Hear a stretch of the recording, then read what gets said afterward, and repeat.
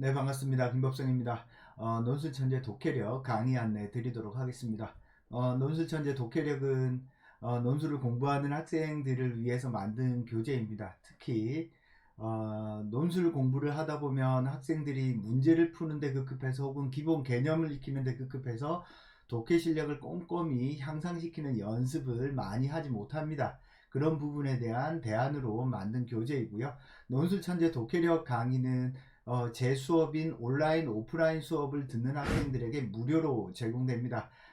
제 수업을 듣는 모든 학생들이 논술천재 독해력을 하루에 2개씩, 그리고 일주일이면 10개, 그리고 한 달이면 20개를 꾸준히 할 수 있도록 연습을 했고, 독해력 교재 안에는 이 요약 문제 외에도 별도의 문제가 들어있기 때문에 그 문제들을 독해하는 연습을 키울 예정입니다. 그래서 논술 독해력 1권에서는 요약 문제 플러스 인문학적인 주제가 담겨있는 독해 연습 문제들을 넣어 두었습니다. 요약 문제에 한해서는 답안을 뒤에 실어 놓았기 때문에 학생들이 스스로 자기가 요약을 하고 요약한 것이 확인되었는지, 독해를 하고 독해를 제대로 했는지 정확히 확인할 수 있는 뒤에 답안을 실어 놓았기 때문에 스스로 점검을 할 수 있고, 그리고 강의를 통해서 제가 요약 문제 1번에서 80번까지는 강의를 올릴 생각입니다. 그래서 1번에서 80번까지 내가 요약한 것과 그 요약 과정에서 한 실수, 요약 과정에서 반드시 알아야만 하는 필요한 배경 지식들에 대한 설명들을 제가 수업에서 이렇게 전달을 드리니까요. 그런 부분들을 여러분들이 조금 숙지를 하시면 될 것 같습니다. 그리고 이 논술천재 독해력 앞부분에는 제가 강의를 조금 넣어 두었습니다. 그래서 목차를 보면은 독해 방법, 요약, 문학, 인문, 철학, 예술. 그래서 요약 문제에 대한 해설 강의를 제가 올리는 겁니다. 뒤에 3번, 4번, 5번은 따로 해설 강의를 찍지는 않을 겁니다. 다만 여러분들이 스스로 공부를 하셔서 저한테 개별적으로 질문을 하시면 3, 4, 5번은 답변을 드리는 방식으로 제가 수업을 진행합니다. 그래서 이 논술 천재 독해력 1권에서는 인문학적인 내용에 대한 독해 연습을 하는 교재다라고 생각을 하시면 되고요. 논술 천재 독해력 2권에는 어떤 문제가 들어있냐면 요약 분류 문제가 들어 있습니다. 다양한 제시문들을 분류해서 요약하는 문제가 마찬가지로 40개 정도 들어 있어요. 이 40개 문제에 대한 해설 강의는 제가 또 별도로 올릴 겁니다. 그래서 독해력 1권과 2권을 통해서 1권은 인문학적인 문제에 대한 해설, 2권은 사회과학적인 문제에 대한 독해 연습을 충분히 할 수 있도록 교재를 만들어 두었기 때문에 제 수업을 신청해서 수업을 듣는 학생들은 이 독해력 연습을 스스로 하고 인강을 통해서 확인하면서 아이고 내가 어떤 독해 실력이 부족하구나를 확인할 수 있는 기회를 가지고 있고, 문제를 풀다가 모르면 제가 제공해주는 동영상 강의를 통해서 클릭해서 보면서 어떤 부분을 내가 독해 과정에서 놓쳤구나 라고 하는 걸 확인할 수 있을 겁니다. 자, 이런 방식으로 논술 천재 독해력 강의가 진행된다 라고 보시면 되겠습니다. 자, 이 독해 강의가 진행되는 과정에서 여러분들이 그렇다면 선생님 어떤 식으로 공부를 진행해야 돼요? 라는 질문을 할 수 있을 겁니다. 그래서 첫 번째에 제가 이렇게 독해 방법에 대한 설명을 따로 넣어 두었습니다. 자, 독해 방법에 대해서는 논술에서 독해라고 하는 게 뭐냐라는 설명을 조금 넣어 두었는데요. 기본적으로 독해라고 하는 건 언어를 이해하는 거잖아요. 혹은 도표나 그래프 통계 자료를 이용하는 겁니다. 이해하는 겁니다. 그러면 독해라고 하는 건 인간 세상에서 벌어지는 수많은 사건, 사고, 현상들을 어때요? 상징적인 언어, 도표, 그래프를 우리가 읽어내는 거예요. 그래서 우리가 아무리 구체적인 언어라고 할지라도 언어는 근본적으로 은유와 상징입니다.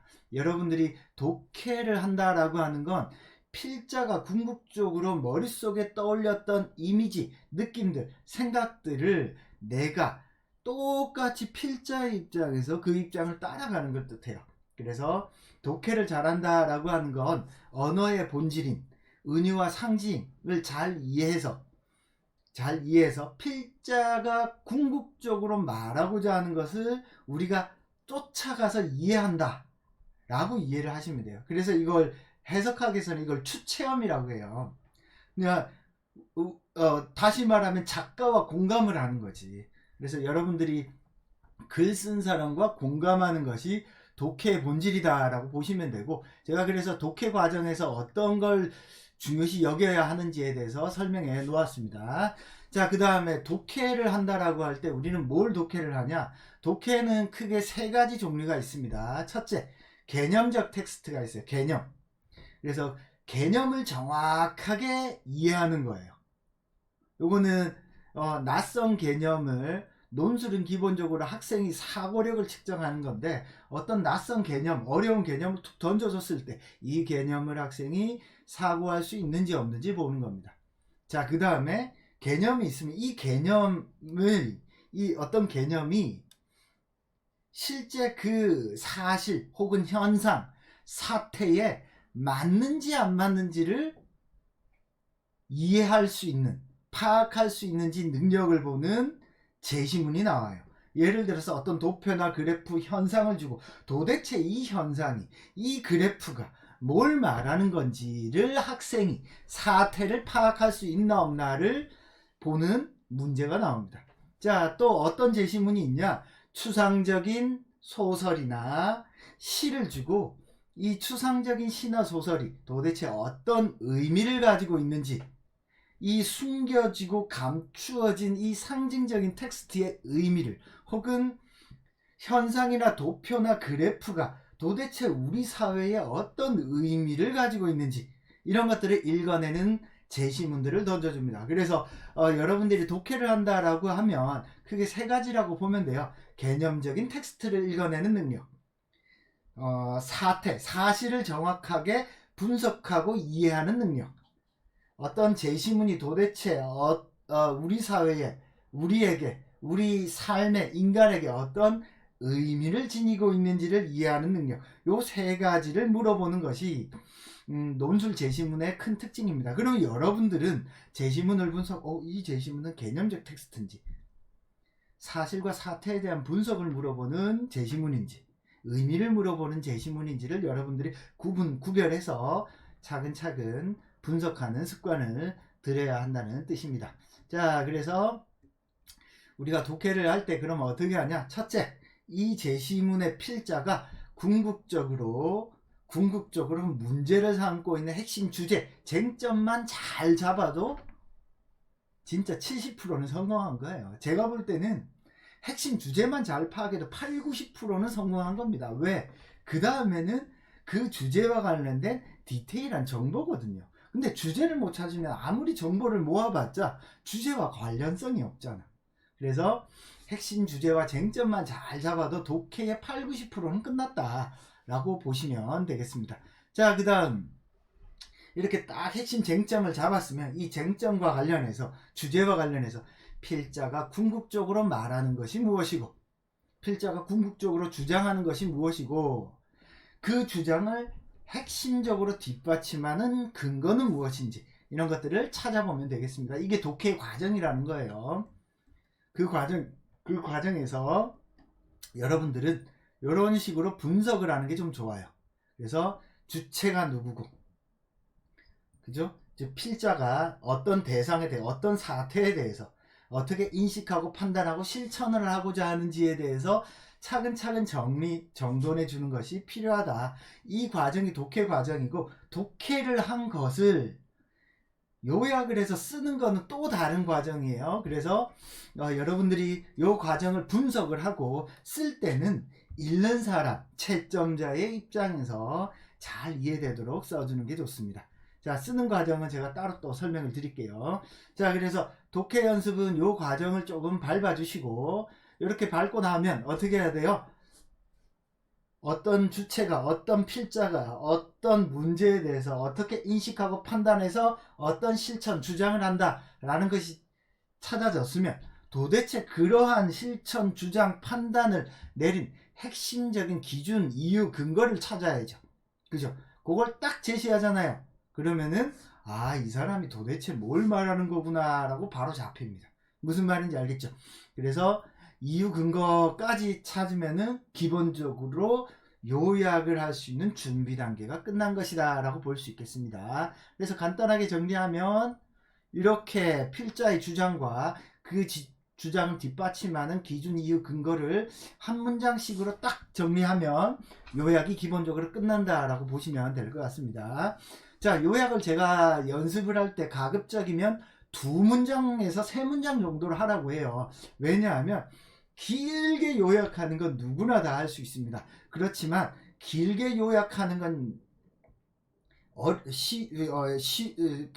어려운 게 아니에요. 하지만 짧게 진짜 쓰레기를 다 버리고 핵심적인 것만 딱 압축하는 건 쉬운 게 아니에요. 그래서 여러분들은 항상 이 필자가 궁극적으로 이야기하는 핵심적인 주장과 근거를 중심으로 요약 정리한다라는 생각을 가지셔야 되겠습니다. 이런 과정을 통해서 여러분들이 요약 정리하시면 되겠습니다.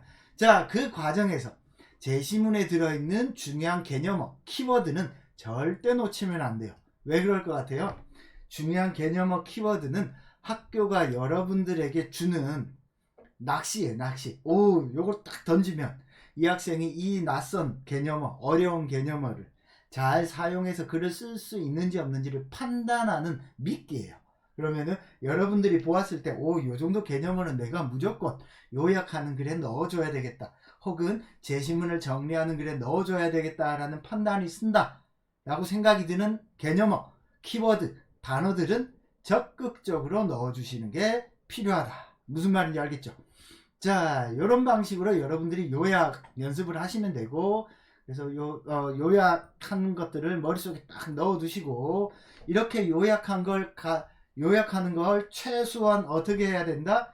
하루에 2개는 논술을 공부하는 학생이라면 무조건 하셔야 된다.